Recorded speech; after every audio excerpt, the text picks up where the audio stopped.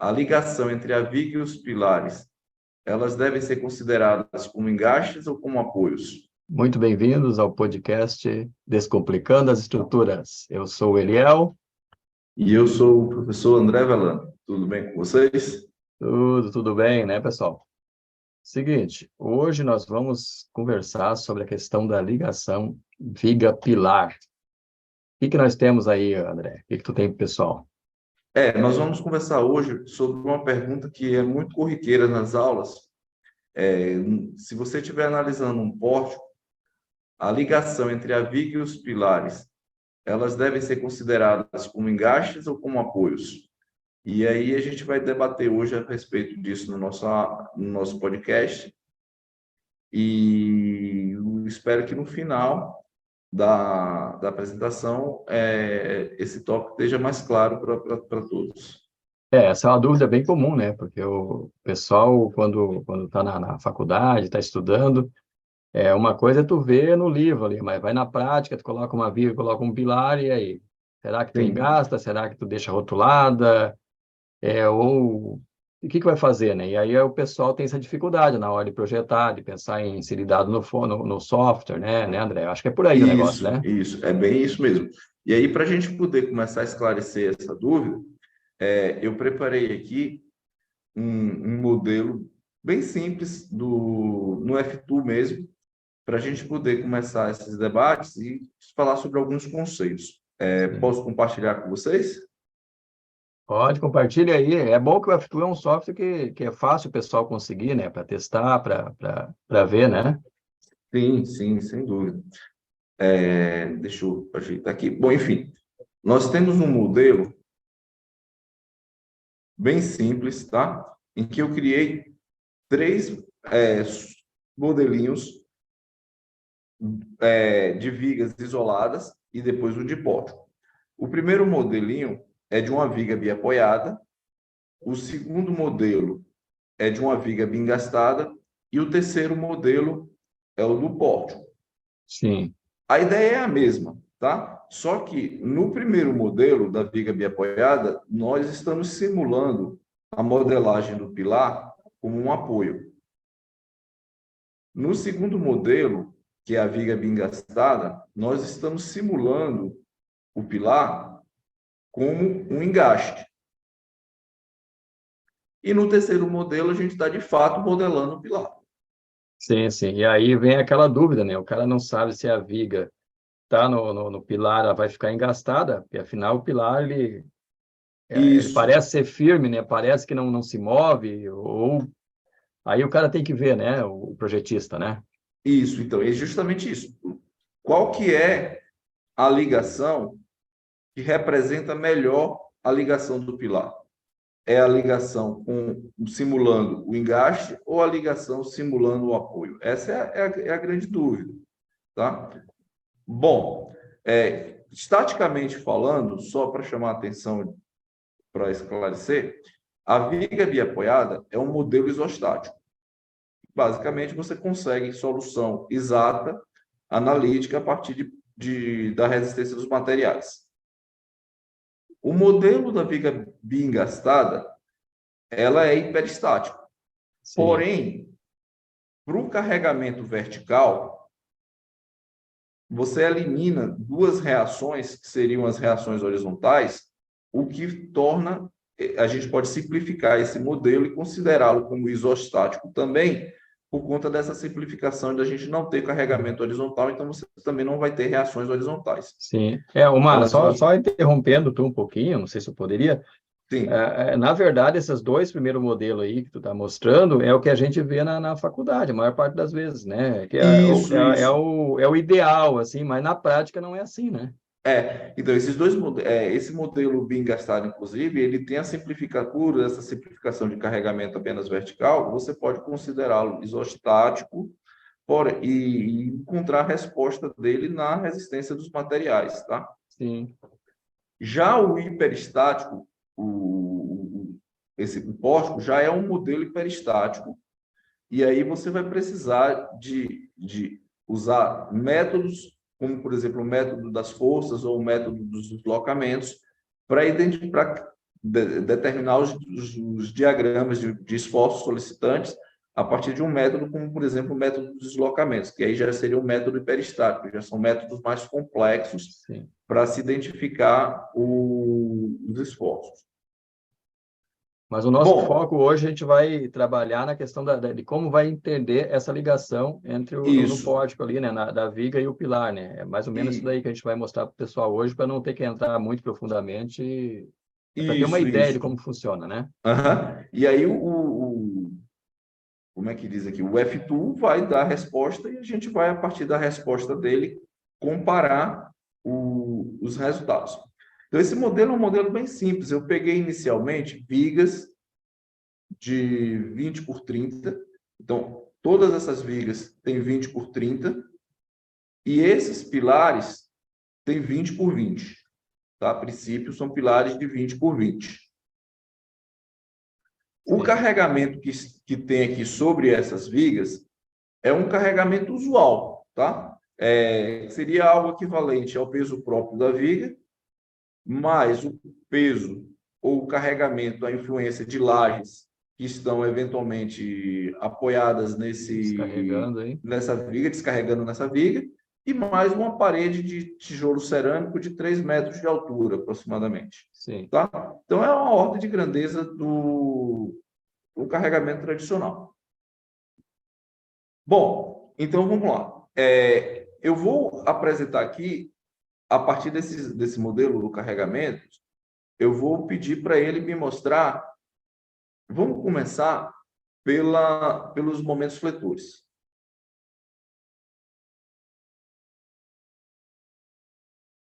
Tá? Então, o primeiro momento fletor que aparece aqui, ó, a gente vai no viga biapoiada.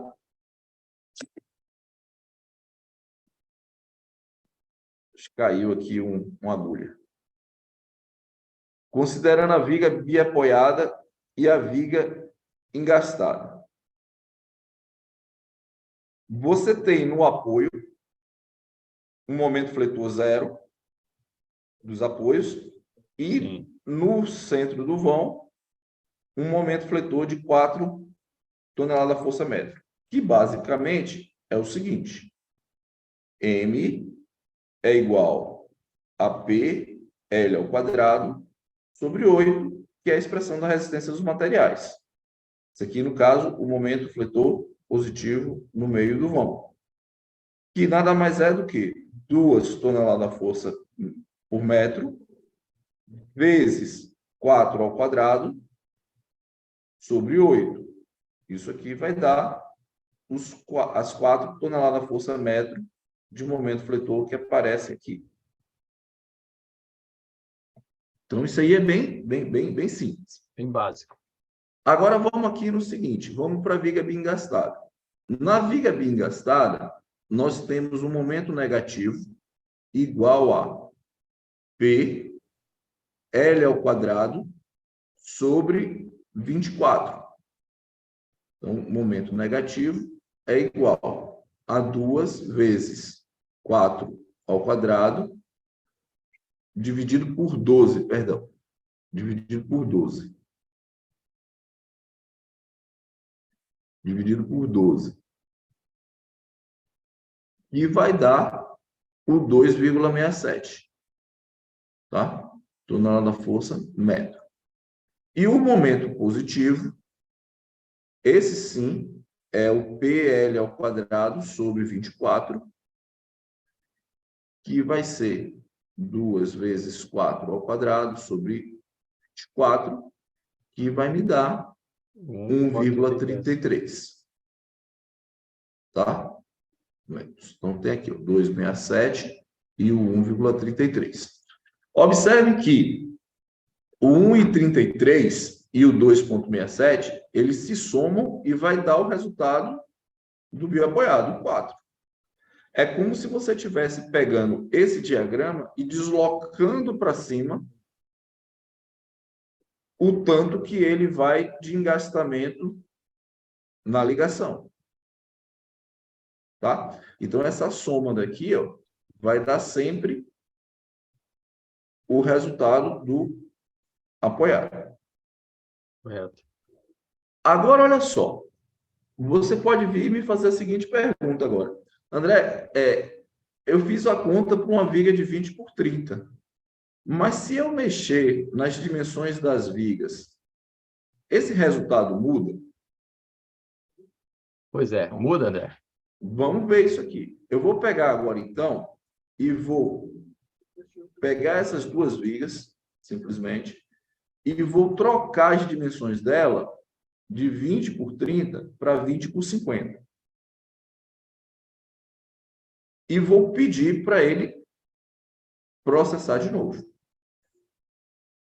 Olha só. Os resultados se mantiveram. Sim, se mantiveram. É o esperado, né? Porque os momentos continuam ali. Sim, vamos de novo. Eu vou novamente agora, eu vou pegar essa viga e vou trocar para 20 por 80. Tá? Então, essas vigas agora elas vão ser 20 por 80 e eu vou de novo alterar aqui e vocês vão perceber que não há mudança. Sim. Essas expressões da resistência dos materiais que levam ao resultado de determinação de esforços solicitantes nas vigas, eles independem das dimensões das vigas. Eles dependem apenas do carregamento e do vão. Sabe que isso daí é um conceito que o pessoal tem dificuldade em assimilar às vezes, né? Porque se pensa às Sim, vezes que tu mudando a dimensão da viga vai alterar os momentos, mas o momento ele é a influência do é carregamento que tu tem, né? É, isso, mas aí porque resultado. você tá usando a teoria da resistência dos materiais para Sim, resolver as situações das simplificações dos modelos mais simples que você tem, né? Então, na resistência dos materiais, o tratamento dessa viga, a determinação dos esforços, depende apenas do carregamento e do vão. Agora, vamos lá.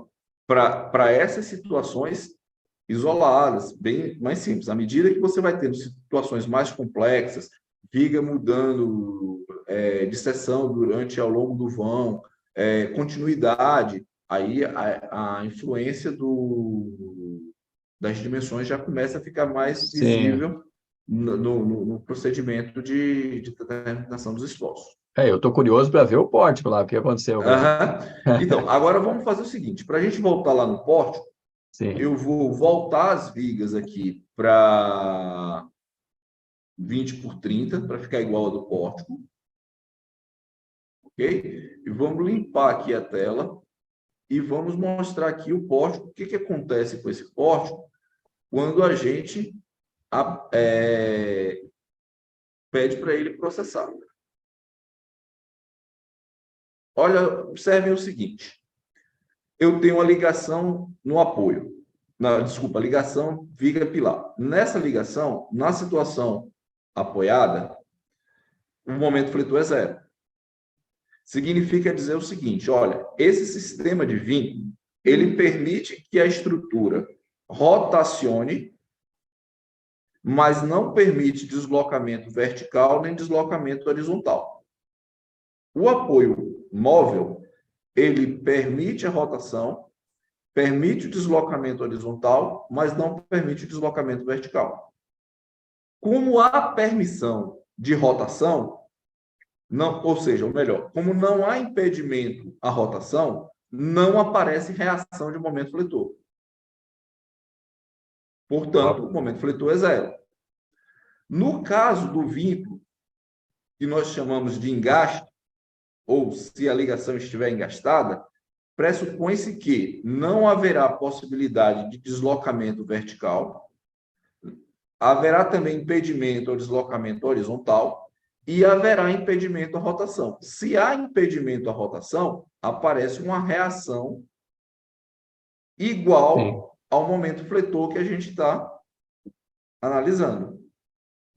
Da mesma forma, voltando aqui anteriormente, só para esclarecer, essa reação que aparece aqui vertical é o que vai representar a cortante, a força cortante. Certo? Então, a reação no vínculo, ou nos apoios, se você quiser dizer, essa reação vertical, ela representa a força cortante naquele ponto. Assim como a reação a rotação, que seria o momento fletor, apresenta o diagrama dos momentos fletores naquele ponto. Só que se você vier e der uma observada na ligação, no pórtico, que é justamente a grande dúvida do pessoal, ele apresentou um valor de 1,18, que é um valor intermediário entre o zero da situação biapoiada e o 2,67 da situação engastada. Ou seja, a ligação viga-pilar, ela é uma ligação monolítica, no caso de uma estrutura de concreto armado, ela é uma ligação monolítica, você tem a concretagem, é como uma peça única, são duas peças e naquela ligação é como se fosse uma coisa única, mas ela nem é apoio, nem é engaste. É uma situação intermediária, que tem o nome de ligação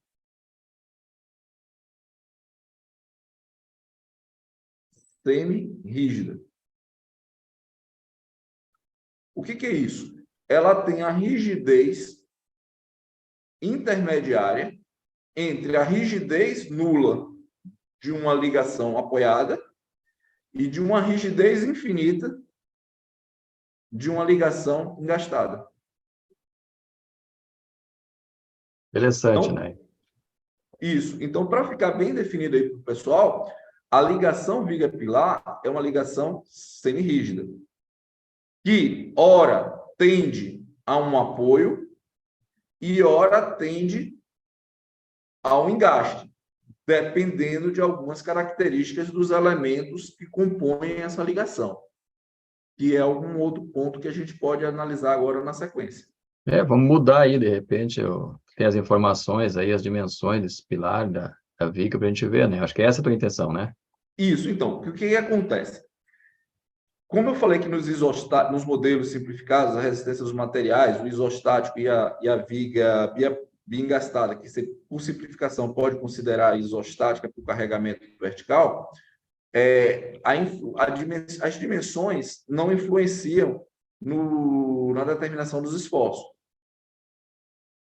Agora, Sim. se a gente mexer nas dimensões dos elementos agora no pórtico, será que isso aqui altera? Essa é uma questão que vem agora, né? E outra coisa também é o seguinte, como que a variação dessas dimensões vão influenciar na rigidez da ligação?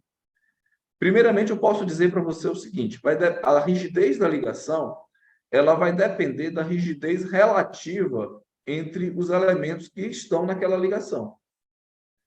Ou seja, a rigidez da viga comparada com a rigidez do pilar. Então, por exemplo, se você tiver a rigidez do pilar relativamente maior que a rigidez da viga, a tendência é você se aproximar de um engaste. Se a rigidez da viga for maior que a rigidez do pilar, relativamente maior que a rigidez do pilar, aí é o contrário, você se aproxima de um apoio. Mas nunca vai chegar a 100% lá, né? É importante essa informação, né? Você nunca vai chegar à situação perfeita do zero, nem à situação perfeita do infinito. São os extremos. Você vai estar sempre trabalhando dentro desse intervalo. Até porque, para você conseguir chegar num apoio, numa rigidez relativa zero, você teria que ter isso aqui infinitamente grande e isso aqui infinitamente pequeno, o que não é viável na prática. E o mesmo acontece, você tem uma rigidez infinitamente zero na viga e uma rigidez infinitamente grande no pilar. Então, fisicamente, Sim. essa situação não acontece. O que acontece são coisas intermediárias que se aproximam de uma ou de outra situação. E a gente pode ver isso aqui a partir da mudança dos nossos modelos. Então, nós podemos começar da seguinte maneira. Vamos pegar agora aqui, ó, e vamos manter os pilares com 20, tá? Só por garantia, eu vou manter os pilares com 20 e vou aumentar a rigidez das vigas. Então, eu tinha uma viga de 20 por 30, vou passar para uma viga de 20 por 50. Ou seja, eu estou aumentando a rigidez da viga em relação ao pilar, a rigidez do pilar. E vamos verificar o que acontece com o diagrama de momentos fletores.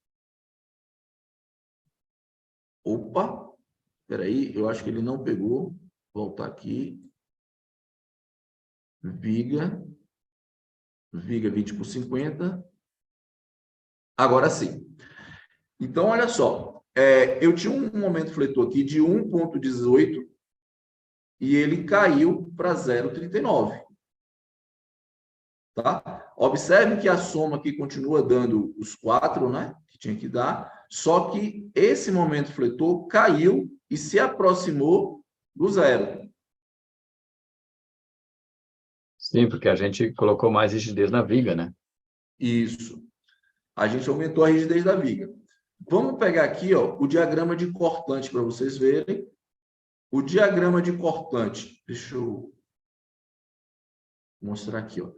Não sofre praticamente influência no que diz respeito à viga, não sofre influência na mudança da rigidez, mas aparece uma cortante nos pilares, que esses dois modelos aqui não são capazes de identificar. E também vai aparecer um diagrama de força normal,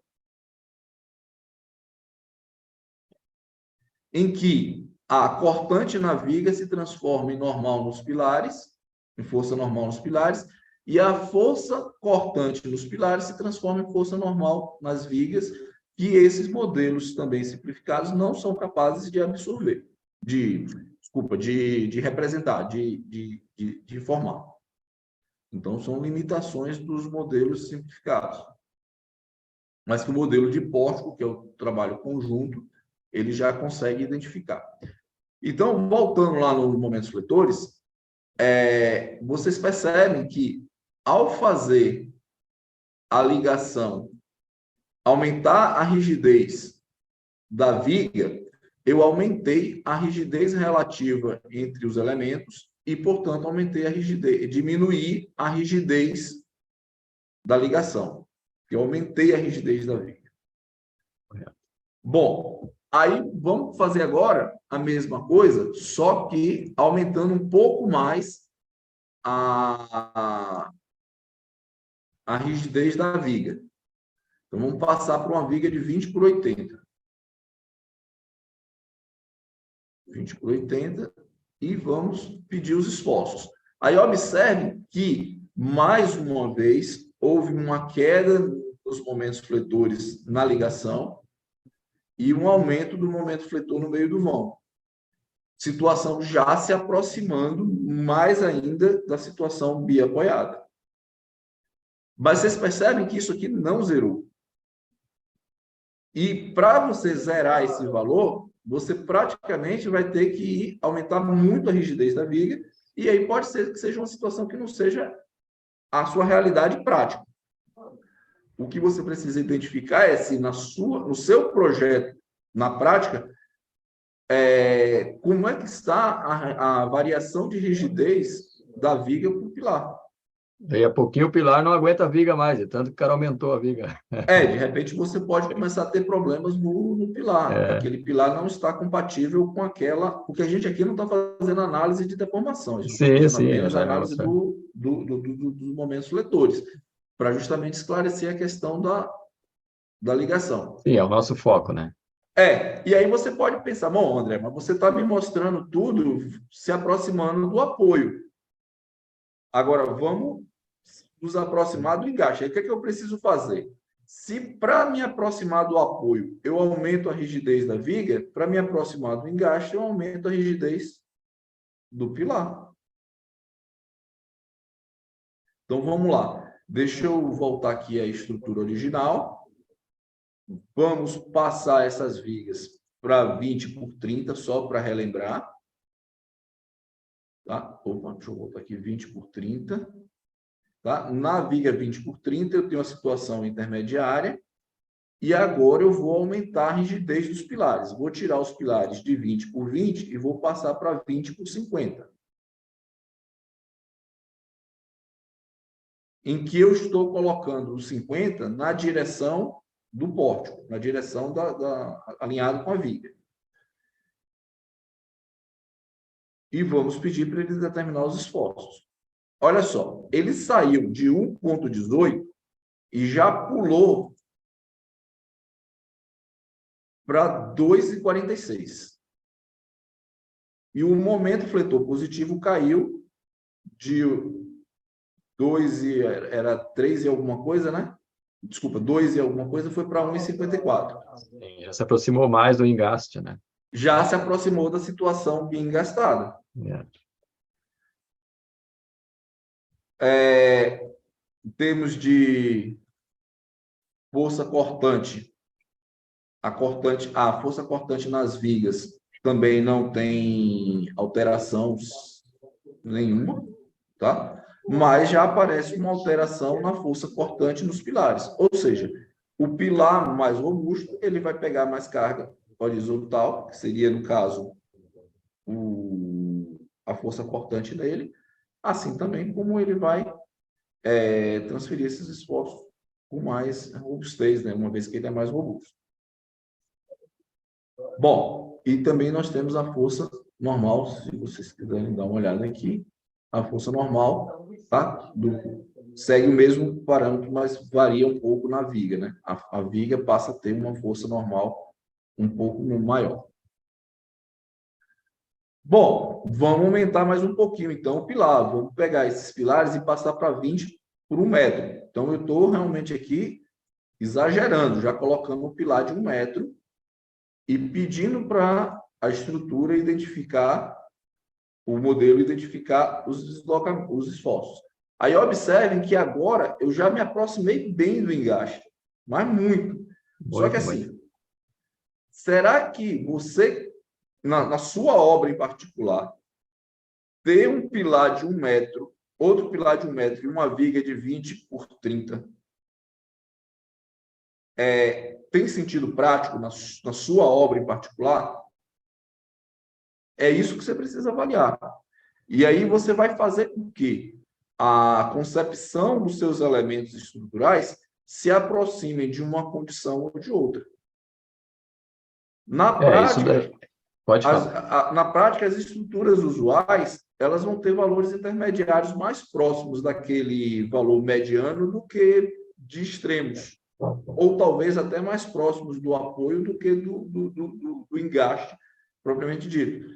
Mas sempre lembrando que são ligações sempre semi-rígidas. E isso é o que vocês precisam ter de conceito, né? De conceito para na hora que estiver fazendo a concepção, meio que induzir o comportamento da sua estrutura a partir das dimensões dela e também dos arranjos que você pode fazer nas ligações. Porque uma coisa é o seguinte, nunca pode deixar de ficar claro isso. O seu elemento estrutural viga tem que ser capaz de absorver o momento fletor que aparecer aqui, tanto no negativo quanto no positivo. E seu elemento estrutural pilar também tem que ser capaz de absorver esses esforços. E a terceira coisa é o tratamento que você vai dar à ligação, que é justamente a responsável pela transferência de esforços da viga para o pilar e vice-versa. E isso vai depender do material que você está usando para fazer a estrutura. Sim, mas pode ser, esses conceitos podem ser aplicados para uma estrutura de concreto, para uma estrutura metálica. Pode. É claro que a estrutura metálica ela vai ter mais uma variedade de ligações, né? Mas também temos os pré-moldados, né? Isso. Que o cara tem que pensar com relação a isso daí. Diante desse conceito que tu está explicando, vem a questão da configuração do software, né? O cara vai configurar a Isso. rigidez nas ligações e assim por diante. Acho que é por aí, né? Isso. Então, por exemplo, vamos pensar aqui. Se isso aqui for uma estrutura metálica, o que vai acontecer? Você vai ter que pegar um perfil metálico, um perfil de viga, que seja capaz de resistir ao momento fletor da extremidade e ao momento fletor do centro. você vai ter que escolher uma coluna, um perfil metálico para o pilar, e também tem a capacidade de absorver esse esforço. E a terceira coisa é você fazer uma ligação na viga pilar que seja capaz de absorver também esse momento fletor. Aí, por exemplo, na ligação metálica, você pode vir aqui e fazer uma ligação parafusada. Então, você vai pegar uma chapa, pegar essa chapa, soldar no pilar, numa das flanges do pilar, e vir aqui e posicionar parafusos. E aí, a quantidade de parafusos e disposição dos parafusos em relação à linha neutra da ligação vai ser determinado pelos esforços. Então, quanto maior o momento fletor, maior o número de parafusos e mais afastados esses parafusos têm que estar para poder fazer essa ligação. Funcionar, né? Para poder fazer essa transferência de momento. Isso no caso da ligação de uma estrutura metálica, por exemplo. Estamos dando aqui um exemplo de uma estrutura Um exemplo metálica. prático, né? E na estrutura de concreto? Na estrutura de concreto, como a ligação ela é monolítica, o que a gente precisa fazer é, uma vez dimensionada a armadura negativa na extremidade da viga, essa armadura negativa ela tem que ficar devidamente ancorada dentro do pilar, tá? E cruzando com a armadura do pilar. E essa ancoragem adequada da armadura da viga, ligando com a armadura do pilar, vai fazer, às vezes, dos parafusos que estão na ligação metálica, por exemplo, tá? Fazendo uma analogia. E aí, com isso, você garante a transferência. Então, o pilar tem que ser capaz de absorver, a viga tem que ser capaz de absorver e a ligação tem que ser capaz de fazer essa transferência. Muito bom, E André. aí, é claro que, escolhendo uma ou outra configuração, você vai sempre ter que fazer isso aqui. Às vezes, para um momento fletor maior, às vezes, para um momento fletor menor. Muito bom. Eu acho que, eu não sei se, mas é por aí, né? O pessoal ter uma compreensão boa para conseguir projetar, entender aonde estão os esforços, como gerenciar isso daí faz a diferença do projetista, né? Isso. Agora, uma outra pergunta que também é muito comum e associada a essa questão é a seguinte: como que os softwares tratam isso? Então, a gente já viu aqui, ó, que o default, por exemplo, do F2 é ele considerar sempre ligação semirrígida. E, normalmente, os softwares, seja o CIPCAD, o TQS, o EBERIC, ou mesmo os softwares de análise SAP, o ANSYS, o default deles é considerar a rigidez relativa entre os elementos. Então, você sempre vai ter aqui um valor intermediário entre o engaste e o apoio, mais próximo do engaste ou mais próximo do apoio, dependendo da rigidez relativa entre os elementos. Esse é o default dos softwares. Agora, você pode ter situações na prática que você queira impor ao software uma condição diferente. Então, vamos imaginar aqui uma situação bem particular. E aí é que entra as particularizações do seu projeto. Como você está tratando aquele seu projeto, como que você faz para reproduzir num modelo matemático a estrutura real e como esses comportamentos vão se aproximar. Porque a ideia é que você tenha um modelo matemático que represente da maneira mais fiel possível o comportamento prático daquela estrutura real que você vai executar. Então, vamos imaginar aqui uma situação bem simples, que é a seguinte: imagina que a gente tem aqui um pilar e esse pilar ele tem um console para receber uma viga Gerber. Uma viga que possui um dente Gerber. Então, aqui está...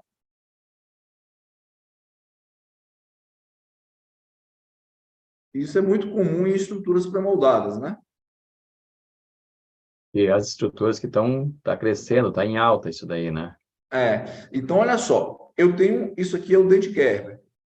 Esse tipo de vinculação, de encaixe, de ligação, você vai vir aqui, vai colocar um aparelho de apoio, um aparelho de neoprene, aqui e tal. Eventualmente, você pode colocar um pino passando, enfim. Mas observe o seguinte: esse tipo de ligação é uma ligação que se aproxima bastante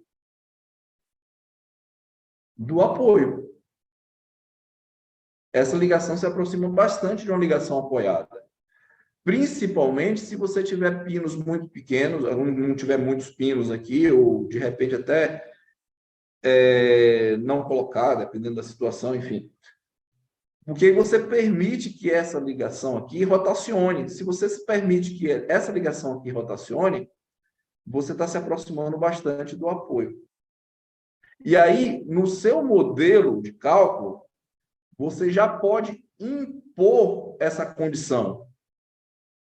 Como? Os softwares têm a permissão de comandos em que você pode criar articulações, forçar articulações, ou forçar o quanto que você quer de rigidez nessa ligação. Nesse caso aqui particular, ó, vamos pegar e colocar, por exemplo, essa situação de biapoiada.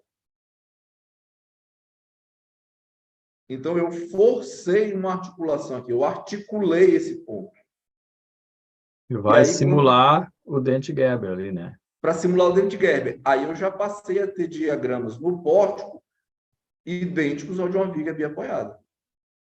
Mas era uma situação específica do meu projeto, que eventualmente em outro projeto pode não ser a situação mais adequada. Tá? E aí eu fui, digamos assim, conduzindo o meu modelo, as minhas análises, para se aproximar do comportamento real daquele tipo de estrutura. Muito bem. E isso também é importante a gente estar com isso bem claro, porque assim, deixa eu voltar esse modelo aqui para o modelo original. Essa escolha,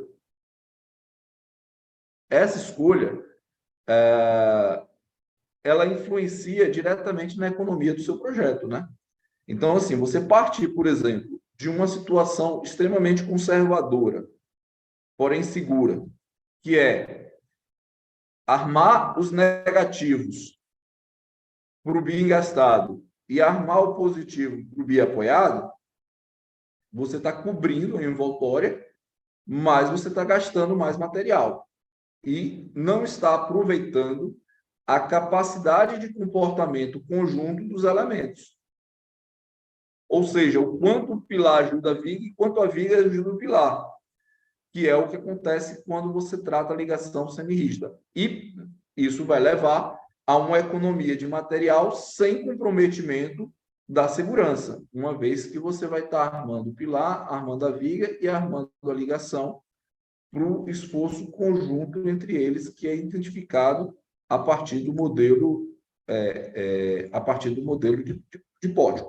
No caso aqui, o melhor seria você manter uma situação talvez aqui mais condizente com a realidade, até para questões de flecha. O modelo aqui talvez mais adequado fosse o de pilares de 20 por 20 com uma viga de 20 por 50, talvez, por causa do tamanho do vão, da ordem de 4 metros, ou uma viga de 40 centímetros, que não é o nosso caso aqui. Mas essa situação aqui, ó, tá? Sabe, os pilares aqui estavam grandes. Espera aí, deixa eu pegar os pilares aqui e passar eles para 20 por 20. Pronto, aí para uma situação como essa daqui seria a situação mais, digamos assim, para esse problema específico, uma situação mais compatível com as dimensões usuais de uma obra. É importante o conhecimento desses conceitos, né? Há poucos dias ainda tive uma situação com um cliente que ele é proprietário de uma construtora e ele estava questionando o projeto do calculista dele, que estava dando um valor acima do convencional em ferro para obra em aço, né? Aham, E quando mexe no bolso, né, todo mundo se preocupa. Então, ele estava querendo trocar o calculista, porque o calculista anterior dele tinha uma média de custo do aço para a obra, e esse novo calculista estava dando muito caro a parte do aço. E, aham. às vezes, a compreensão desse conceito que nós estamos conversando aqui vai fazer a diferença para economizar na obra. Aí, mesmo que o cara é o projetista, não é o dono da obra, se ele consegue economizar com segurança, consequentemente, ele vai ter mais clientes, né? Vai deixar o cliente mais feliz, mais satisfeito, né? É por Sim, aí, né? é encontrar esse equilíbrio entre segurança e economia. Você ser econômico sem perder a segurança, mas Sim. também não ser conservador ao extremo que torne a sua obra inviável economicamente. O seu projeto fique inviável economicamente. Então, é sempre bom buscar esse equilíbrio. E você vai ter mais condições de alcançar esse equilíbrio quando você entende os conceitos envolvidos no seu dia a dia de trabalho, no seu dia a dia de projeto. Muito bom. Tu conseguiu explicar tudo que pretendia explicar, André, nessa demonstração? Sim, e eu espero que tenha ficado claro para todos e que vocês tragam mais dúvidas, mais comentários, e aí a gente poder trazer outras explicações para outros tópicos que também vocês julguem importante que tornem o dia a dia de vocês mais descomplicado, né? Como nossa proposta aqui de explicar de uma maneira mais tranquila aí para que todos possam compreender. Muito bem. Então, hoje a gente estava falando sobre a questão de ligação figa-pilar. Fique à vontade para comentar, para perguntar. Eu acho que, à medida que for surgindo as dúvidas, vai ajudando a gente a produzir material, conteúdo melhor, não é, André?